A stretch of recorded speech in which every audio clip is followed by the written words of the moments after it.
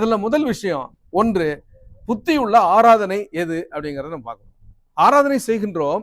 ஆராதனை செய்வதில் எல்லாரும் ஆராதனை செய்யறாங்க. ஆனா புத்தியுள்ள ஆராதனை எது அப்படின்னு சொல்லி வேதம் நமக்கு ஒரு விஷயத்தை சொல்லுது.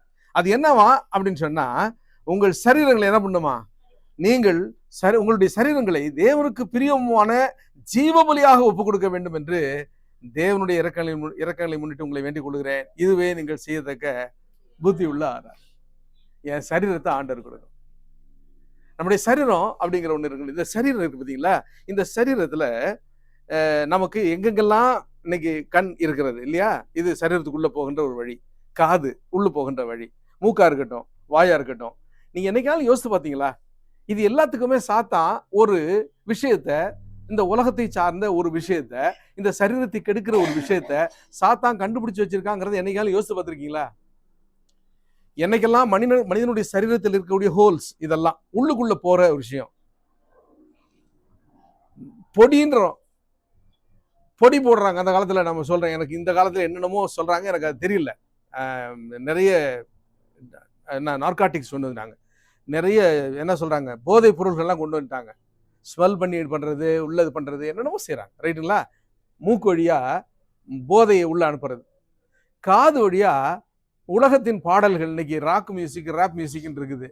இதெல்லாம் என்ன செய்யுது அப்படின்னு சொல்லி இன்றைய ஆராய்ச்சியாளர்கள் நம்முடைய இந்த ஃப்ராண்டல் லோப் இருக்கு இல்லைங்களா, இந்த முன் மூளை இங்கே இருக்கக்கூடிய இருக்கு இல்லைங்களா, இதுதான் நன்மை தீமை இன்னதென்று வகையிருக்கிற ஒரு நிலை இந்த இடத்துல இருக்கிறது.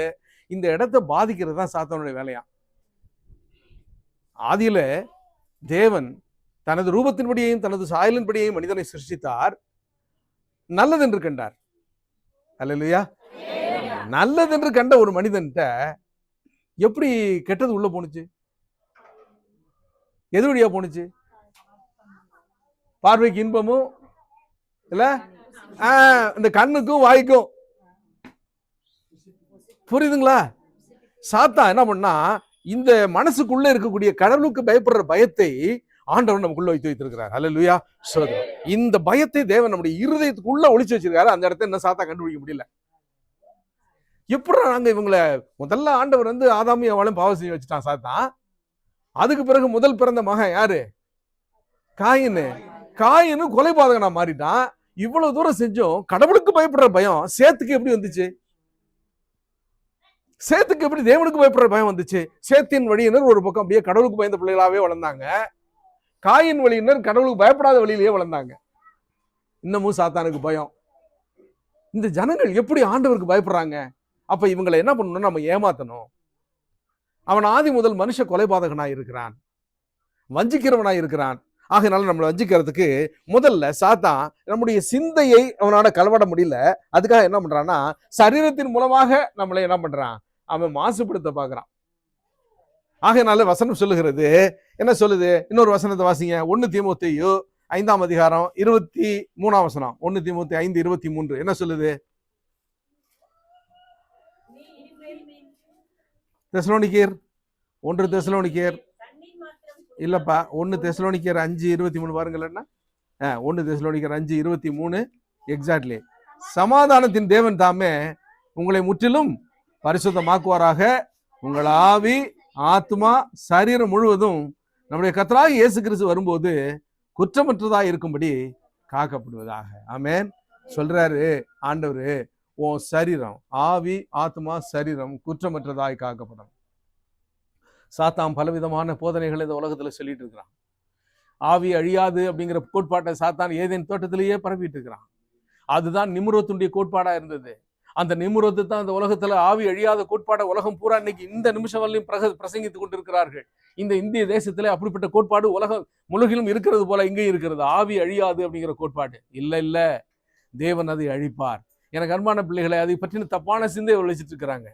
மனிதனை தேவன் மண்ணை எடுத்தாரு, மண்ணை எடுத்து தேவன் ஜீவ சுவாசத்தை கொடுத்தாரு, அது ஜீவாத்மாவானுச்சு இல்லையா? அப்ப தேவனுடைய ஜீவ சுவாசம் போச்சுன்னா அது என்னதான்? அது மண்ணு. அப்ப இப்படிப்பட்ட ஜீவ சுவாசம் நிறைந்த இந்த மண்ணுக்கு பேரு மனுஷன். இவன் சிந்திக்கின்ற இந்த தன்மை உள்ளவன். அதனால இதுல நிறைய உங்களுக்கு நான் இதை குறித்து இதை மட்டுமே ஒரு நாள் பூரா பேசலாம். அதனால ஆவின்னா என்ன, ஆத்மா என்ன, சரீரங்கிறது உங்களுக்கு தெரியும் இல்லையா? இப்ப இந்த இதுல ஆவி அப்படிங்கிறது என்ன? ஃபார் எக்ஸாம்பிள், அதை நம்முடைய ஆத்மா அப்படி சொல்றோம்ல, இந்த ஆத்மாங்கிறது ஏதோ எங்க இருந்தே வந்தது கிடையாது. இந்த ஜீவ சுவாசமும் மண்ணும் சேர்ந்த இந்த சரீரத்தில் இருக்கக்கூடிய இந்த ஆசை, அந்த ஆர்வம், இதுதான் அந்த சோல் அப்படின்னு சொல்றாங்க. அதுக்கான வசனங்கள் நிறைய இருக்கு. என்ன உபாகம புஸ்தகத்துல நான் வாசிக்கிறேன்.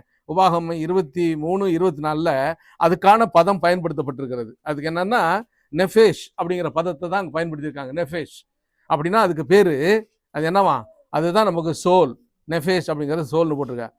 சொல்றாரு பாருங்க, நீ பிறனுடைய திராட்சை தோட்டத்தில் பிரவேசித்தால் உன் ஆசை தீர திராட்சை பழங்களை திருப்தியாய் புசி புசி என புசி போக கூடலாம், திருப்தியாக புசிக்கலாம், உன் கூடையில ஒன்றும் எடுத்துக்கொண்டு போகக்கூடாது அப்படிங்கிறது போல அங்க போட்டிருக்கிறது. ஆசை, ஆர்வம், இதுக்கு பேர் இந்த சொல். இப்ப உன் ஆவி, ஆத்மா, சரீரம். சரீரம் எல்லாருக்கும் ஆட்டோமேட்டிக்கா புரிஞ்சு போகுது.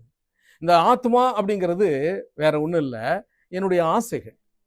ஸ்பிரிட் அப்படின்னு இருக்குல்ல, அது கோட்பாடுகள். நான் தேவன் மேல வைத்திருக்கின்ற ஸ்பிரிட்டுங்கிறது என்ன, அதுக்கு பேர் என்ன பண்ணியிருக்காங்க பதத்துல ருவாக் அப்படிங்கிற பதத்தை பயன்படுத்தி இருக்கின்றார்கள். ருவாக் அப்படிங்கிறது வாழ்க்கையினுடைய கொள்கை, கோட்பாடு. இந்த கோட்பாடை உன்னிடத்துல மாற்ற முடியாது.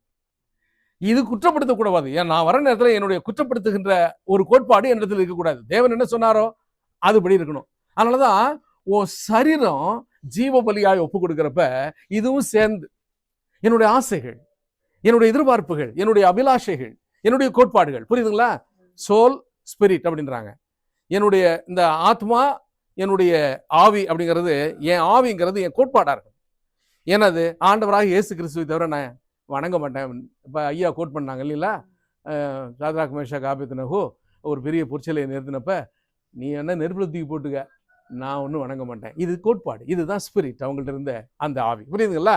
இப்போ உங்கள்கிட்ட அப்படிப்பட்ட இருக்கணும். இப்போ ஆண்டவர் வரும்போது இது குற்றமற்றதாய் ப்ரொடியூஸ் பண்ணணும், ஆண்டவருக்கு எதிர்பார்க்கிறார். இதுதான் புத்தி உள்ள ஆராதனை. புத்தி உள்ள ஆராதனை. ஒரு தரம் ஒரு சமயத்தில் ஒரு மனுஷன் இந்த உலகமே வேண்டாம், நாம் போய் ஒரு காட்டில் உட்காந்து தியானம் பண்ணலான்னு போனான். அந்த தியானம் பண்ணிட்டு இருக்கிறப்ப அவன் என்ன பண்ணான், அப்படியே நல்ல கையை கட்டி உட்காந்து தியானம் பண்ணிட்டு இருந்தான். அப்போ அந்த பக்கமாக ஒரு மாட்டு வண்டி சத்தம் கேட்டுச்சு. அப்படியே கண்ணை திறந்து பார்த்தான். மாட்டு வண்டியில் ஒரு நடன மங்கை, டான்ஸ் போடுற ஒரு பெண் அதில் போகிறாங்க. வண்டி ஜல் ஜல்னு சத்தம் கேட்குது, போகிறாங்க. அந்த பக்கம் அப்படியே போகுது, வண்டி போகுது. சே இனி இந்த பொண்ணை நம்ம பார்க்கக்கூடாது, நம்ம கண்ணை இறுக்கி கட்டணும், கண்ணை கட்டிட்டான். அடுத்த நாள் சத்தம் கேட்டுச்சு, ஜல் ஜல் ஜல்னு. இவன் பார்க்கல, ஆனால் ஜல், ஓ அந்த பொண்ணு போகுது போல இருக்கு அப்படின்னு சொல்லிட்டு என்ன பண்ணான், காதில் பஞ்சு வச்சு நல்லா அடைச்சிட்டான். அதுக்கு அடுத்த நாள் அந்த பொண்ணு நல்ல தலை நிறைய பூ வச்சிருக்கும் போல இருக்கு. வண்டியில் போகிறப்ப பூ வாசம் அடிச்சுது. ஆஹா அந்த பொண்ணு போக போல இருக்க அப்படின்ட்டு மனசுக்குள்ள நினைச்சான். அப்போ என்ன பண்ணா, மூக்கையும் அப்படின்னு கட்டி பார்த்தான். அதுக்கு அடுத்த நாள் அது எதுவும் ஆகாதுன்னு சொல்றப்ப, மணி இப்போ 9, ஒருவேளை அந்த பொண்ணு வருவாளோ அப்படின்னு மனசு நினைச்சுதான். இப்போ என்னுடைய கேள்வி என்னன்னா, எதை நீ கட்டுப்படுத்த போறப்ப? ஆண்டவராக இயேசு கிறிஸ்து வரும்போது உன் ஆவி, ஆத்மா, சரீரம் யாவும் குற்றமற்றதாய் நீ ஆண்டவருடைய சமூகத்தில் பண்ணி நிற்ப. நீங்கள் நானும் பார்க்கிறோம்ல, நான் பார்க்கின்ற, நீங்க முகத்துல பார்க்கின்றது இல்ல, கர்த்தரோ உள்ளிந்திரியங்களை ஆராய்கிறவர். ஆமென். இப்ப பிரச்சனை என்னன்னா, தேவனுடைய சமூகத்துல நியாய தீர்ப்பு நடந்து கொண்டிருக்கிறது. அல்லேலூயா. இப்ப நடந்து கொண்டிருக்கிறது. என் பேர் அங்க வாசிக்கப்பட்டு கொண்டிருக்கிறது. என் பேருக்காக வேண்டி ஆண்டவர் பரிந்து பேசி கொண்டிருக்கிறார் பிதாவின் சமூகத்துல. ஆண்டவரே, இந்த மகனுடைய ஊழியத்தை நீர் அங்கீகரியும். ஆண்டவரே, இவன் பாவத்தை இவன் ஆண்டவருடைய சமூகத்துல அறிக்கையிடுகிறான். இவனை, இந்த சகோதரிய, இந்த குழந்தைய, இப்படின்னு சொல்லி ஆண்டவர் பரிந்து பேசி கொண்டிருக்கிற வேலை ஆயிற்று அப்படின்னு சொன்னா முடிஞ்சு போச்சு. இந்த நாள் வரலையும் ஆண்டவர் ஆசாரிய வஸ்திரம் போட்டு பரிந்து பேசி கொண்டிருக்கிறார், பிரதான ஆசாரியராய். ஆனா என்னைக்கு ஆண்டவராக இயேசு கிறிஸ்து ராஜ வஸ்திரம் தரிக்கிறாரோ அன்னைக்கு அங்க பரிந்து பேசுகிற வேலை நின்று போவோம். நீங்க 1000 முறை ஜெபம் பண்ணாலும் அங்க கேட்கறதுக்கோ பரிந்து பேசுறதுக்கு யாருமே கிடையாது. ஆகையினால இன்றைக்கு நீ செய்கின்ற ஏறெடுக்கிறவனுடைய பலி எப்படி இருக்கணுமா, எப்படி இருக்கணும்? ஆண்டவர் சொல்றாரு, புத்தி உள்ள ஆராதனை. அவன் சரீரங்களை, உன் ஆவி, ஆத்ம, சரீரம் யாவும் குற்றமற்றதாய் தேவன் வரும்போது இருக்கத்தக்கதாக அர்ப்பணிப்போடு இன்னைக்கு ஆண்டவரை எல்லாத்தையும் கொடுத்துட்றேன் சாமி. ஆண்டவருடைய ஆலயத்தில் வந்து உட்கார்ந்துருப்போம், குணம் மட்டும் வேற எங்கேயோ இருக்கும். ஐயோ வீட்டை பூட்டிட்டு வந்துட்டோமா இல்லையா, ஐயோ அந்த கோழி கொண்டு அடைச்சோமா இல்லையா, சரியா தெரியலையே, நாயை திறந்து விட்டேன் அப்படின்னு உட்கார்ந்துட்டு இருந்தா இந்த ஆராதனை புத்தியற்ற ஆராதனை. 2 பேர் மீன் பிடிக்க போனாங்களாம். அப்போ போனப்போ ஒருத்தர் சொன்னா, டே நான் கோயிலுக்கு போடுறானே விட்டுடுறா. இல்லை வாடா போகலாம் அப்படின்னு கோயிலுக்கு போனேன். அங்கே போய் மீன் பிடிச்சிட்டு இருக்கிறப்ப ஒருத்தன் இன்னெல்லாம் ஆராதனை ஆரம்பிச்சிருக்கோம் அப்படின்னு, ஐயோ இன்னெல்லாம் பாட்டெல்லாம் பாடியிருப்பாங்க, ஐயோ இன்னெல்லாம் பாஸ்டர் பிரசங்கம் பண்ணிட்டு இருப்பாருன்னு மீனை அவன் சரியா பிடிக்கல, மனசெல்லாம் கோயிலில் இருக்குது. ஆனால் இவன் இன்னொருத்தன் மீன் பிடிச்சிட்டு இருக்கிறான். இப்போ என்னுடைய கேள்வி என்னன்னா, நீ இங்கே உட்கார்ந்துருந்து அதை தொலைச்சிட்ட, இங்கே மீனும் ஒன்றால் பிடிக்க முடியல, கோயிலுக்கும் போக முடியல, மனசு எங்கே இருக்குதோ அங்கே தான் நீங்கள் இருப்பீங்க. ஆகையினால உங்கள் மனசை பரலோகத்தில் வைங்க. அல்லேலூயா. பரலோகத்தில் உங்கள் மனசை வச்சுட்டா இந்த சரீரத்தை ஆண்டவருக்கு பிரியமான பலியாக ஒப்பு கொடுத்துடலாம். இந்த சரீரம் எதை செய்யும் தெரியுமா? எது கிறிஸ்துவுக்கு பிரியமோ அதை செய்யும். அல்லேலூயா. என் சரீரம் அது தானா எது செய்யாது, தேவன் அதை இயக்குவார். ஏன்னா பிதாவின் சமூகத்தில் இருந்து புறப்பட்டு வருகிற பரிசுத்த ஆவியானவர் என்ன பண்ணுவாரா? அவருக்கு இசைவாய் என்னை நடத்துவார். இயேசு கிறிஸ்து அந்த யோர்தான் நதியில ஞானம் முழுக்க பெற்று அப்படி கரை ஏறின உடனே எங்க தெரியுமா நடந்தாரா? அப்படியே கல்வாரி சிலுவை நோக்கி நடக்க ஆரம்பிச்சாராம். ஆமென். கல்வாரி சிலுவை நோக்கி நடந்து போனார். இன்னைக்கு நான் ஞானம் முழுக்க பெற்றுட்டேன். ஞானம் முழுக்க பெற்று என்னுடைய நடை எதை நோக்கி இருக்கிறது? ஒருவேளை ஆண்டவருடைய பாதபடிகளை நானும் பின்பற்றுவனா இருந்தால், ஆவியானவர் எனக்குள்ள வாசம் செய்கிறவரா இருந்தா, அதே கல்வாரி சிலுவைக்கு என்ன பண்ணுவாரு? நடத்துவாரு. இந்த சரீர ஆசைகளை நான் நிறைவேற்ற மாட்டேன், தேவனுடைய ஆசைகளை நிறைவேற்றுவேன். அப்போ புத்தி உள்ள ஆராதனை ஒண்ணு. ரைட்டுங்களா? அடுத்து ஓடிடலாங்களா? அடுத்தது என்னன்றதை பார்ப்போம். ரைட், நான் ஸ்கிப் ஓவர் பண்ணிட்டு வேகமா போகலாம். அடுத்தது சரி, பிலிப்பியர் 2ஆம் அதிகாரம் 5ஆம் வசனம். பிலிப்பியர் 2:5. இன்னொருத்தர் 4:6 வாசிங்க. ஒருத்தர் கிறிஸ்து இயேசுவில் இருந்த சிந்தையே. இப்ப நம்ம 2வது சரீரத்தை ஆண்டவருக்கு என்ன பண்ணிடணும்? ஜீவபலியாக ஒப்பு கொடுத்துடணும், புத்தி உள்ள ஆராதனை. இப்ப நம்முடைய சிந்தையை, எப்படிப்பட்ட சிந்தையா? நம்முடைய சிந்தையை ஆண்டவர் காத்துக்கொள்றதுக்கு கிறிஸ்து இயேசுவில் இருக்கிற சிந்தை உங்களில் இருக்கிற. 4ஆம் அதிகாரம் 6ஆம் வசனத்தை வாசிங்க. அப்படியே, நீங்கள் ஒன்றுக்கும் கவலைப்படாமல் எல்லாவற்றையும் குறித்து உங்கள் விண்ணப்பங்களை ஸ்தோத்திரத்தோட கூடிய ஜெபத்தினாலும் வேண்டுதலினாலும். ஆமென். ஹல்லேலூயா. நல்லா தெரிஞ்சுக்கங்க, தேவனுக்கு வேண்டுதலினாலும் ஸ்தோத்திரத்தோடு கூடிய பலினாலும் என்ன பண்ணுங்க? ஆண்டவருக்கு தெரியப்படுது. என்னுடைய கேள்வி இப்ப என்னன்னா, நீங்க சொல்லாட்டினா ஆண்டவருக்கு தெரியாதா? ஆண்டவருக்கு தெரியுமா? அப்புறம் ஏன் சொல்றாரு? உன் தலையில் உள்ள முடியெல்லாம் என்ன பட்டு இருக்குது? அப்படிதானே? அவன் உன்ன உன் உள்ளங்கையில வரைஞ்சி வச்சிருக்கிறேங்கிறாரு. சங்கீதம் 139 என்ன சொல்றாருன்னா, தூரத்தில் இருந்தே என்ன பண்றாரு? நீ அந்த சமுத்திரத்தின் கடையாந்திரங்கள்ல போயிருந்தாலும் அங்கேயும் உடைய கை என்னை பிடிக்குங்கிறாரு. உங்களுடைய நினைவுகளை நான் தூரத்தில் இருந்து அறிகிறேன் சொல்ற. இப்படி எல்லாம் தெரிந்த தேவன் வேண்டுதலினாலும் ஜபத்தினாலும் எனக்கு தெரியப்படுத்து சொல்றாரு. என்ன ஜபத்தினாலும் வேண்டுதனாலும் எனக்கு தெரியப்படுத்துங்கிறாரு. 7ஆம் வசனம், அப்பொழுது எல்லா புத்திக்கும் மேலான தேவ சமாதானம் உங்கள் இருதயங்களையும் உங்கள் சிந்தைகளையும் கிறிஸ்து இயேசுக்குள்ளாக காத்து கொள்ளும். 1 பேதுரு 4ஆம் அதிகாரம் 1ஆம் வசனம், இப்படி இருக்க கிறிஸ்து நமக்காக மாம்சத்திலே பாடுபட்டபடியால் நீங்களும் அப்படிப்பட்ட சிந்தையை ஆயுதமாக தெரிந்து கொள்ளுங்கள். நான் பெரம்பலூர் அரியலூர் பக்கத்துல ஊழியம் பார்த்துட்டு இருந்தேன். அப்ப ஒரு மீட்டிங் போட்டப்ப நாங்கள் ஒவ்வொருத்தரும் அப்படி சந்திச்சு பேசிட்டு வர்றப்ப ஒரு வெல்டிங் ஷாப்ல ஒரு சகோதரர் வேலை பார்த்துட்டு இருந்தார். ஐயா சோதனையா, இன்னைக்கு சாயந்தரம் மீட்டிங்க்கு வாங்க அவசியம் அப்படின்னு சொல்றேன். ஏன் எதுக்கு வரணும்? மீட்டிங் நடக்குது, ஆண்டோடைய செய்தி கேட்கலாம்ல, வாங்க. அதெல்லாம் வரணுங்கிற அவசியம் இல்லை. ஏங்க, நான் இங்க இருந்தா என்னங்க, எங்க இருந்தாலும் ஆண்டவர் கூப்பிட்டா அவர் கேட்பாருங்க. நான் ஜெபம் பண்ணுங்கிற அவசியமே இல்லைங்க. அப்படி என்னங்க அப்படி சொல்றீங்க? ஆண்டவர் தூரத்துல வாயிலேருந்து சொல் பிறக்கிறது மட்டும் கேட்கறேன்றார்ல, நான் எதுக்கே சொல்லணும்? ஆண்டவருக்கு எனக்கு எல்லாம் தெரிஞ்சிருக்கு, அவருக்கு எல்லாம் தெரியும். என் தலைமுடியெல்லாம் என்ன பண்ணிருக்கு. நான் கோயிலுக்கு வரணுங்கிற அவசியம் இல்லை. நான் இங்க இருந்தாலும் என்னை ஆண்டவர் ஆசீர்வதிப்பார். ஆர்கியூமெண்ட் நல்லா இருக்குல்ல? ஆர்கியூமெண்ட் நல்லா இருக்கு. ஆனா பிரச்சனை என்னன்னா, வசனம் என்ன சொல்லுதுன்னா, நீ என்ன பண்ணு? ஆண்டவர்கிட்ட என்ன, நீ ஒன்றுக்கும் கவலைப்படாமல் எல்லாவற்றையும் குறித்து உங்கள் விண்ணப்பங்களை ஸ்தோத்திரத்தோட கூடிய ஜெபத்தினாலும் வேண்டுதலினாலும் தேவனுக்கு தெரியப்படுத்து. இல்லைன்னா தெரியாதுன்ற அர்த்தம் அல்ல. ஆண்டவர் உங்களுடைய பிரச்சனை தெரியாம இல்ல, ஆனா நான் எங்க சொன்னா என் தேவன் எனக்கு விடுதலை கொடுப்பார் என்ற நம்பிக்கை உள்ள பிள்ளை மட்டும்தான் ஆண்டவர்கிட்ட ஜெபத்தை ஏறெடுக்க முடியும். அல்லையா? அதுதான் முக்கியம். என் தேவனிடத்தில் சொன்னால் தேவன் எனக்கு பதில் தருவார். என் தேவன் எல்லாவற்றையும் பார்த்து கொண்டிருக்கிறார். அவருக்கு எல்லாம் தெரியும். ஆண்டவரே சிங்க கவியில கொண்டு பசியோடு இருக்கிற சிங்க கவியில உள்ள போட்டா அதை அடிச்சு தின்றுங்கிறது தெரியாதா இல்ல? ஆண்டவரே உம்முடைய நாம மகிமைப்படட்டும், நீரே பார்த்துக்கொள்ளும். சிங்கங்களின் வாயை கட்டுவதற்கு தேவன் தெரியும். ஆனா நீ தேவனிடத்துல ஜெபம் பண்ணணும். உன் பிரச்சனைகள் எல்லாம் தெரியும். நீ பசியா இருக்கிறியா பட்னியா இருக்கிற எல்லாம் தெரியும் இல்லையா? அந்த குழந்தைக்கு மத்தியானம் சாப்பாடு எடுத்து வந்திக்கலாமா? அந்த குழந்தை ரெண்டு யாரு? அந்த குழந்தைங்க யாரு? பெற்றோர் யாரு? அந்த குழந்தைங்களுக்கு நீங்க தானே பிள்ளைங்களுக்கு சாப்பாடு எடுத்து வந்திருக்கீங்களா? ஏதாவது ஆகாரம் கொண்டு வந்திருக்கீங்களா?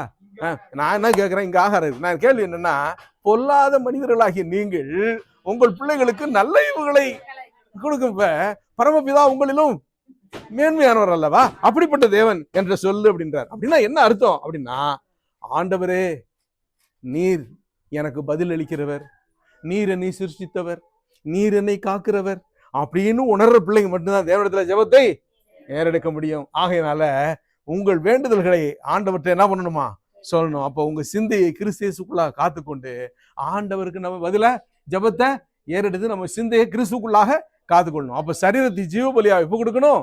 நம்முடைய சிந்தையை கிறிஸ்துக்குள்ளாக காத்துக்கொள்ளணும். ஆண்டவர் நம்மை காப்பார். அல்லேலூயா, ஆமென். அடுத்தது 3 விஷயத்தை செய்தா நாம ரட்சிப்புக்குள்ளாக பிரவேசிக்கலாம். ஜெயிச்சிடணும். இந்த சரீரத்தை ஜெயிச்சிட்டாலே முடிஞ்சு போச்சுங்க. சாத்தான் என்னதான் டெக்னிக்ஸ் பண்ணாலும் ஒன்றும் செய்ய முடியாது. ஆதாமுக்கு வந்து அதே சோதனை நமக்கும் வரும். நீங்க எத்தனை பேர் உணர்றீங்க, எத்தனை பேர் புரிஞ்சுக்கிறீங்கன்னு எனக்கு தெரியல. பல ரீதியில வரலாம். இயேசு கிறிஸ்துக்கு அந்த சோதனை வந்துச்சா அப்படின்னு பாருங்க. இயேசு கிறிஸ்துக்கு ஆதாமுக்கு வந்த அந்த முதல் சோதனைய கிறிஸ்துவுக்கும் வந்தது. எப்படி பாஸ்டர்? சாப்பாட்டு விஷயம். நீங்க நாளைக்கு ஆவிக்குரிய வாழ்க்கையிலிருந்து விழுந்து போறதுக்கு சாத்தான் எடுக்கிற மிகப்பெரிய ஆயுதம் ஆகாரமா இருக்கும். சாப்பாட்டுல கை வைப்பான். உனக்கு இதுவா அதுவா. ஆகையினால இந்த முத்திரையை தரித்து கொள்கிறவர்கள் கொல்லவும் விற்கவும் கூடாதபடி ஒரு காலம் வர்றப்ப, உங்களால சாப்பாட்டுக்கே வழி இல்லைங்கிறப்ப, சாமி நான் ஆண்டவரா இல்ல இதுவா அப்படிங்கிற ஒரு முடிவு எடுக்கிற நேரம் வரும். அது சீக்கிரத்துல வரும். ஆதாமுக்கு வந்த அதே சோதனை வானத்திலிருந்து வந்த கிறிஸ்துவாகிய அந்த ஜீவனுள்ள ஆதாம், கிறிஸ்துவாகிய அந்த ஆதாமுக்கும் வந்தது. அவனுக்கும் சாப்பாட்டுல சோதனை வந்துச்சு. அந்த கனியை புசித்து அதை புசிப்பானா வேண்டாமாங்கிற முடிவு எந்த மாதிரி எடுக்கிறான்றத பரலோகம் பார்த்துட்டு இருந்துச்சான். ஆதாம் ஏவாள் கொண்டு வந்து கொடுத்ததா இருக்கட்டும், ஆனா ஆதாம் என்ன முடிவு எடுக்கிறான்னு சொல்லி பரலோகம் பார்த்து கொண்டு இருந்தது. 2வது ஆண்டவராக இயேசு கிறிஸ்துக்கு அதே மாதிரி ஆகார சோதனை வந்தது. சோதனை என்னன்னுச்சு? முதல்ல அப்படியே ஒளியின் தூதனுடைய வேஷத்தோடு வந்து சாத்தான் நின்று ஆண்டவரே இந்த கல்லை அப்பமாக்கி, முதல் சோதனை. அதான் சொன்னார் இல்லையா? வசனத்தினாலே ஜெயித்தார். எப்படி? 40 மாத்திரம் அல்ல. இப்ப என்னுடைய கேள்வி என்னன்னா, நம்ம எப்படி ஆண்டவருக்கு ஆராதனை செய்ய போகின்றோம்? கரூர்ல வேலை பார்த்தது ஒரு சகோதரி, பாஸ்டர் எல்லா வீதியில எல்லா பிள்ளைங்களும் பொங்கல் போடுறாங்க பாஸ்டர், என் பிள்ளைங்களும் பொங்கல் போட சொல்லுது பாஸ்டர். நான் என்ன பண்ண போறேன், நானும் பொங்க பானையை வச்சு அப்படி கரும்பெல்லாம் வச்சுட்டு அவங்கெல்லாம் பொங்கலோ பொங்கல்னு சொல்றப்ப நான் மட்டும் இயேசுவே பொங்கல்னு சொல்லிடுறேன் பாஸ்டர். இயேசுவே பொங்கல்னு சொல்லி ஒரு பொங்கல் போட்டுறேன் பாஸ்டர். ஒன்றும் தப்பு இல்லைல்ல பாஸ்டர்? ஓகேவா பாஸ்டர்? செய்யிட்டுங்களா பாஸ்டர்? ஏமா நீ யார்கிட்ட பர்மிஷன் கேட்டுட்டு இருக்கிற? ஆண்டவர்கிட்ட போய் சொல்லிட்டு ஆண்டவரே இயேசுவே பொங்கல்னு சொன்னா உடனே ஆண்டவர் அங்கீகரிச்சுட்டு போறாரா? சரி, நான் ஒரு கேள்வி கேட்கிறேன். அதே சாத்ராக் மேஷாக் ஆபேத்நேகோ ஒரு பெரிய பொற்சிலையை நிறுத்தி வணங்குறப்ப எல்லாரும் சாஸ்தாங்கமா விழுந்தாங்க இல்லையா? சரி, இந்த இந்த நண்பர்களும் தானியல் நண்பர்களும், ஆண்டவரே நான் இந்த சிலையை கும்பிட போறேன், ஆனா நான் உண்மையை தான் கும்பிடுறேன், இயேசுவேன்னு சொல்லி நான் கும்பிடுவேன், ஆனா நீங்க உங்க கணக்குல சேர்த்துக்கணும், அந்த கணக்குல சேர்த்துக்க கூடாது. ஏன் குடிச்சிட்டு போயேன் அப்படி? ஆண்டவருக்கு தெரியும்பா. என்னையா உன் ஆராதனை? இது எப்படி கணக்கு? இது ஆண்டவர் அவர் கணக்குல எழுதிக்கணுமா? ஆனா இங்க சிலையை விழுந்தா அது மாதிரி தானே எல்லா இஸ்ரவேலும் விழுந்தாங்க. அப்படி விழுந்தவங்க எல்லாம் பத்தி நம்ம படிக்கலையே பைபிள்ல? சாத்ராக் மேஷாக் ஆபேத்நேகோ மட்டும் தானே வேதம் எழுதியிருக்கிறது. ஓ விசுவாசம் ஏன் விசுவாசம்? கர்த்தருக்காக நாம் சோரம் போகாமல் விலை போகாமல் நிக்கிறப்பதான் ஆண்டவருக்கு என்று அது கணக்குல சேர்க்கப்படும். எனக்கு அன்பான பிள்ளைகளை, இன்னைக்கு நம்ம புத்தி உள்ள ஆராதனையில ஆண்டவரே நான் இதை செஞ்சிடறேன் நீங்க கணக்குல சேர்த்துக்கங்கன்றதெல்லாம் கணக்குல ஏறாது. ஆண்டவர் அந்த மாதிரிலாம் கணக்குல ஏத்துக்க மாட்டார். நீ விழுந்து பணிஞ்சேன்னா விழுந்து பணிஞ்சது தான். ஆகையினால இன்னைக்கு எப்படிப்பட்ட ஆராதனையை நாம் ஏறெடுக்கிறோம் அப்படிங்கிறது தேவன் பார்க்கின்றார். சரி, ஆகையினால நல்ல சரீரத்தை தேவனுக்கு சுகந்த பலியாக ஒப்பு கொடுங்க. நல்ல சிந்தையை, கிறிஸ்து இயேசுவின் சிந்தையை தரித்து கொள்ளுங்க. இன்னைக்கு கடைசியா இந்த மூன்றாவது விஷயம், உலக பொருளால் ஜனங்களை ஆதாயப்படுத்தணும். லூக்கா 16:9. லூக்கா 16:9. நான் உங்களுக்கு சொல்லுகிறேன், நீங்கள் மாளும்போது உங்களை நித்தியமான வீடுகளிலே ஏற்றுக்கொள்வார் உண்டாகும்படி அநீதியான உலக பொருளால் உங்களுக்கு சிநேகிதரை சம்பாதியுங்கள். ஆமென். இந்த உலகத்தில் இருக்கிற பொருள் இருக்குல்ல, பரலோகத்துக்கு நம்ம ஏதாவது கொண்டு போவோமா? கண்களால் காண்கிறது எதுவோ அவை எல்லாம் அநித்தியமானது, காணாதது எதுவோ அதுவே நித்தியமானது. என்ன பாஸ்டர் இப்படி சொல்றீங்க? இப்ப நம்மளாம் ஒருத்தர் பார்த்துக்கிறோமே, நம்மளாம் போறோன்றோமா? அப்ப நம்ம போறோம் தானே. அதுக்கு ஆண்டவர் சொல்றாரு, சாவுக்கு ஏதுவான இந்த சரீரம் சாவாமையை தரித்து கொள்ளும். அப்ப அது வானவருக்குரிய மேனியா மாறி போகுது. இங்க இருக்கிறது இங்கோட முடிஞ்சு போகுது. அப்ப அந்த சரீரம் கூட கிடையாது. நீ பரலோகத்துக்கு 10 பவுன் கொண்டு போலான்னு சொல்லி நினைக்காத. அங்க ஒண்ணும் கொண்டு போக முடியாது. பரலோகத்துக்குள்ள என்ட்ரி ஆறப்ப பெரிய ஸ்கேன் இருக்குது. அப்படித்தானே? அதுக்கு முன்னாடியே அந்த நடந்து முடிஞ்சிருங்க. பரிசுத்த தூதர்கள் உங்க வீடுகள் எல்லாம் முத்திரை போட்டுட்டு இருக்காங்க. அதை பத்தி கவலைப்படுறீங்களா? என்னைக்காலும் இப்ப நடந்து கொண்டு இருக்கு. யாருக்காலும் தெரியுமா? கோஷே நாட்டுல அவங்க புறப்படுறதுக்கு முன்னாடி எல்லா தேவதூதர்களும் ஒவ்வொருத்தருடைய வீட்லயும் போனாங்க. ஒவ்வொரு வீடுகளிலும் போனாங்க. போனப்ப அந்த வீடுகள்ல அந்த ரத்தத்தினால முத்திரை போடப்பட்டிருந்ததா அப்படின்னு பார்த்தாங்க. முத்திரை போடப்பட்டிருக்கிற வீடுகளை தொடாமல் சங்கார தூதர்கள் கடந்து போனார்கள். இப்ப வேதம் சொல்லுகிறது 1844 இருந்து சரித்திரம் சொல்லுகிறது, தரையில் சத்தியம் தள்ளுண்டு போனது. தானியேல் புத்தகத்துல தள்ளுண்ட சத்தியம் 1844 2300 ராப்பகல் முடியும். அப்புறம் மீண்டும் சத்தியம் பூமிக்கு வரும்னு சொன்னிச்சு. தரிசனம் சொல்லுது, தரிசனங்களை அற்பமா எண்ணாதீர்கள்.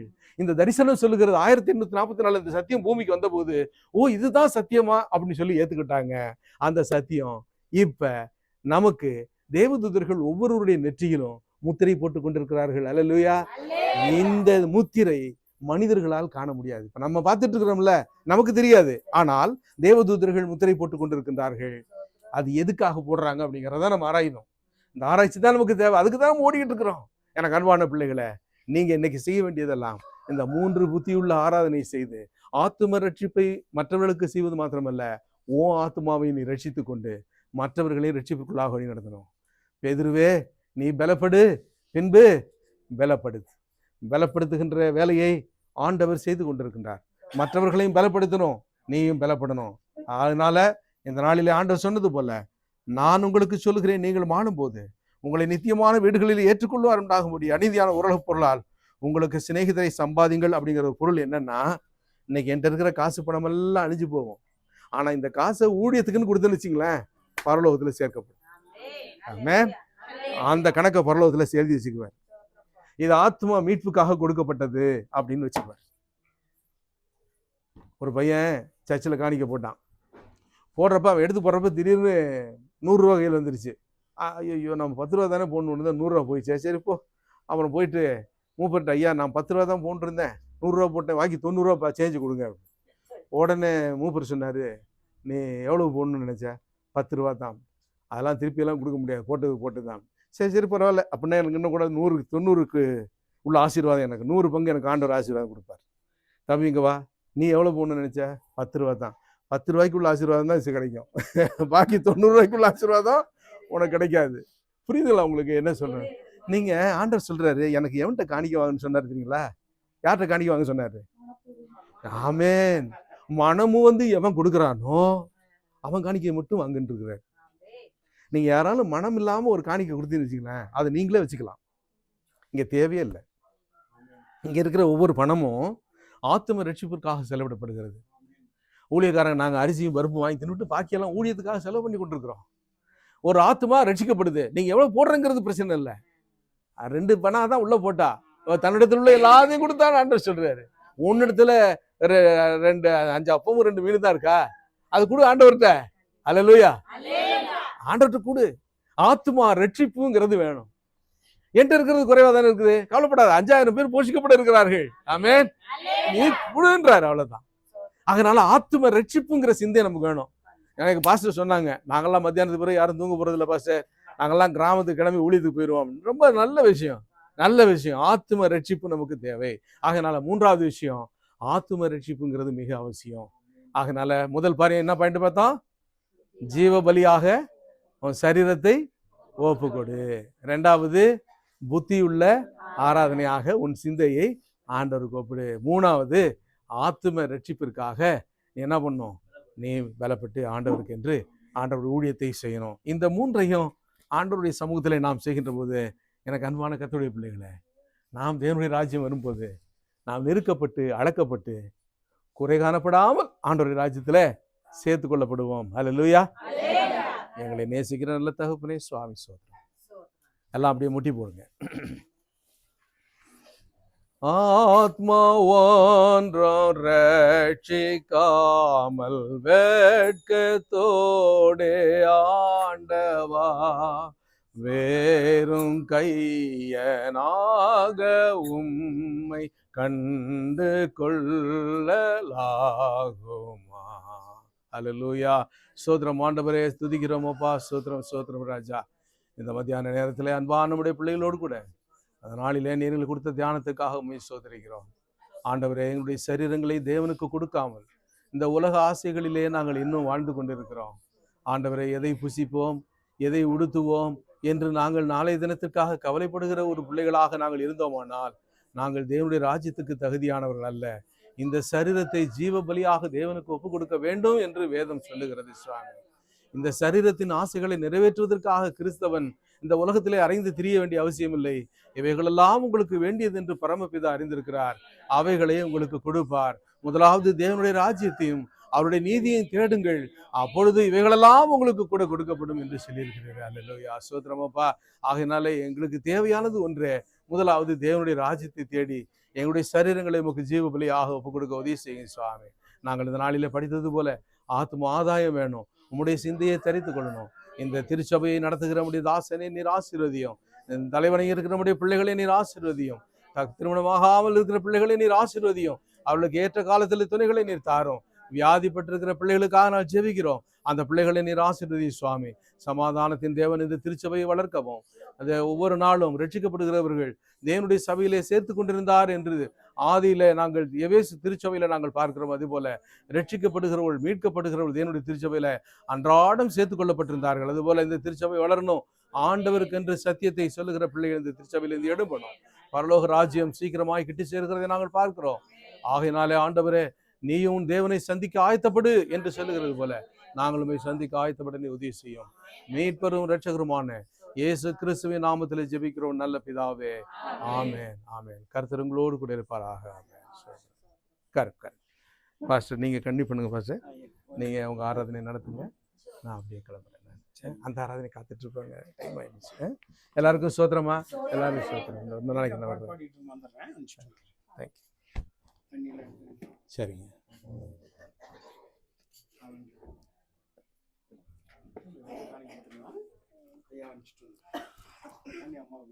சரி. தேங்க்யூ. வரமா எல்லாருக்கும்.